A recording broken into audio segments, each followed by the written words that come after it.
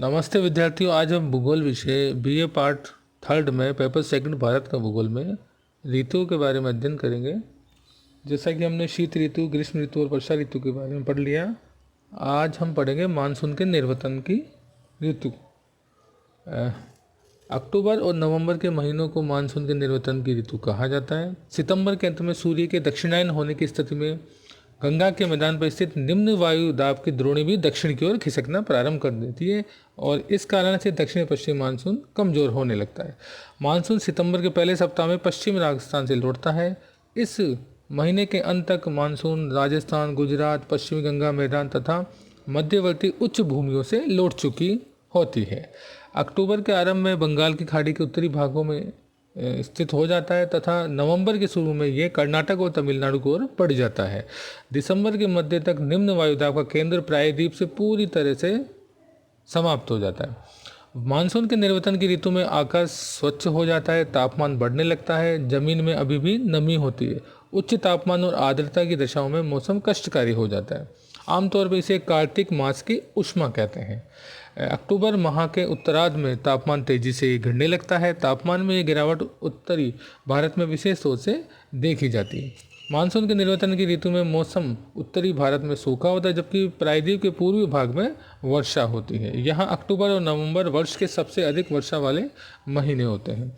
इस ऋतु की व्यापक वर्षा का संबंध चक्रवातीय अवदाबों के मार्गों से है जो अंडमान समुद्र में उत्पन्न होते हैं और दक्षिणी प्रायद्वीप के पूर्वी तट को पार करते हैं। ये उष्णकटिबंधीय चक्रवात अत्यंत विनाशकारी होते हैं। अब हम बात करेंगे वर्षा का वितरण। भारत में औसत वार्षिक वर्षा लगभग 125 सेंटीमीटर है, लेकिन इसमें क्षेत्रीय विभिन्नता पाई जाती है।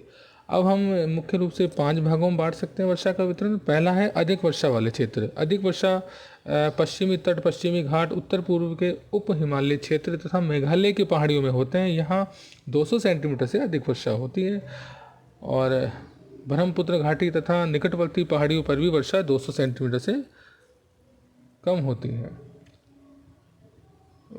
मध्य वर्षा वाले क्षेत्र जहाँ पे 100 से 200 सेंटीमीटर के बीच में वर्षा होती है। गुजरात ये भाग है। गुजरात के दक्षिण भाग, पूर्वी तमिलनाडु, उड़ीसा सहित उत्तर पूर्वी प्रायद्वीप, झारखंड, बिहार, पूर्वी मध्य प्रदेश, उप हिमालय के साथ संलग्न गंगा का उत्तरी मैदान, कछार घाटी और मणिपुर में। तीसरा है न्यून वर्षा के क्षेत्र। पश्चिम उत्तर प्रदेश, दिल्ली, हरियाणा, पंजाब, जम्मू व कश्मीर का क्षेत्र, लद्दाख का क्षेत्र, पूर्वी राजस्थान, गुजरात तथा दक्षिण के पठार में जो 50 से 100 सेंटीमीटर के बीच वर्षा होती है। चौथा है अपर्याप्त वर्षा के क्षेत्र। प्रायद्वीप के कुछ भागों, विशेष रूप से आंध्र प्रदेश, कर्नाटक, महाराष्ट्र में और पश्चिमी राजस्थान के अधिकतर भागों में 50 सेंटीमीटर से कम वर्षा होती है। तो इस प्रकार हम आगे बात करेंगे मानसून और भारत का आर्थिक जीवन। मानसून वह दूरी है जिस पर समस्त भारत का जीवन चक्र घूमता है, क्योंकि भारत की 64% जनता भरण पोषण के लिए कृषि पर ही निर्भर करती है, जो मुख्य रूप से दक्षिण पश्चिमी मानसून पर आधारित होता है। हिमालयी प्रदेशों के अतिरिक्त शेष भारत में वर्ष भर गर्मी रहती है, जिससे सारा वर्ष खेती की जा सकती है। मानसून जलवायु की क्षेत्रीय विभिन्नता विभिन्न प्रकार की फसलों को उगाने में सहायक है। वर्षा की परिवर्तनशीलता से देश के कुछ भागों में सूखा या बाढ़ आता है। भारत में कृषि की समृद्धि वर्षा के सही समय पर आने तथा उसके पर्याप्त वितरण होने पर निर्भर करती है। मानसून का अचानक प्रस्फोट देश के व्यापक क्षेत्रों में मृदा अपरदन की समस्या भी उत्पन्न करता है। उत्तर भारत में शीतोष्ण कटिबंधीय चक्रवातों द्वारा होने वाली शीतकालीन वर्षा रबी की फसलों के लिए अत्यंत लाभकारी है, जिसे गोल्डन ड्रॉप्स भी कहा जाता है। भारत की जलवायु की क्षेत्रीय भिन्नता भोजन, वस्त्र और आवासों की विभिन्नता में उजागर होती है। धन्यवाद। आज हम इतना ही पढ़ेंगे।